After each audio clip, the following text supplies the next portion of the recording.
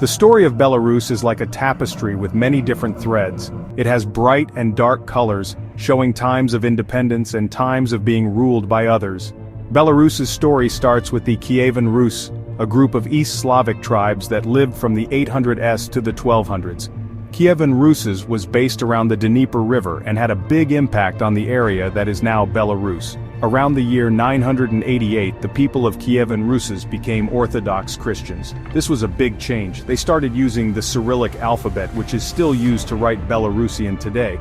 Monasteries, places for learning, popped up everywhere. You can still see the influence of Kievan Rus in the churches and cathedrals all over Belarus. Their onion domes look like prayers reaching to the sky. These beautiful buildings with their colorful paintings and religious art remind us of this important time. But Kievan Rus didn't last forever. Fighting within the tribes and attacks from outside caused it to break into smaller groups. Even so, the people who lived in the lands that would become Belarus kept their own language, traditions, and culture. This shared history helped them stay strong in the years that followed, as different groups fought for control. After Kievan Rus fell apart, a new group took charge, the Grand Duchy of Lithuania. This started a new part of Belarusian history, mixing Slavic and Baltic cultures. Under Lithuanian rule, Belarus had some freedom and peace, which helped its culture grow. The Grand Duchy of Lithuania, starting in the 1200s, changed Belarus a lot. As the duchy grew, it took over the lands that are now Belarus. It brought with it religious freedom and a government that let local areas make some of their own decisions. Unlike other countries at the time, the Grand Duchy liked having different kinds of people and cultures. Belarus was mostly peaceful under Lithuanian rule. The duchy's laws gave Belarusian nobles a lot of power. Belarusian became an important language used in government and culture. It's a mix of Slavic and Baltic words, and it was used in the duchy's courts. The Grand Duchy's acceptance of different people brought merchants, artists, and smart people from all over Europe. Cities like Polotsk, Vitebsk, and Brest became important trading centers. This mix of cultures helped create a special Belarusian identity, Slavic with influences from other places. The Grand Duchy wasn't just about laws and government, it was also about sharing cultures and ideas. This time led to the Belarusian Renaissance in the 1500s, when art, literature, and music bloomed. In 1385, something big happened. The Grand Duchy of Lithuania and the Kingdom of Poland joined together. This created the Polish-Lithuanian Commonwealth in 1569. This was a new time for Belarus, with both good things and bad things.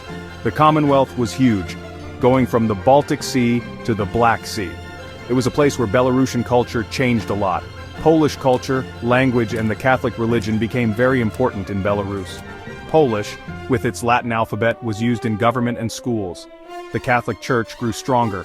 This mixing of cultures, called Polonization, changed Belarusian society, especially for the wealthy and powerful. But it wasn't all just Polish influence. The Commonwealth was a complicated place with religious freedom and people could think freely. Even with Polish influence, Belarusian culture stayed alive. People in the countryside still spoke Belarusian, keeping their stories and traditions alive. The Polish-Lithuanian Commonwealth left a complicated legacy in Belarus. It was a time of great art and ideas, but also of fighting and unrest. Belarusians started to think of themselves as a separate group, but the Commonwealth eventually fell apart in the late 1700s, divided between Russia, Prussia, and Austria. This started a long, hard fight for Belarus to survive as a nation. The fall of the Polish-Lithuanian Commonwealth in the late 1700s put Belarus under Russian control for over 100 years.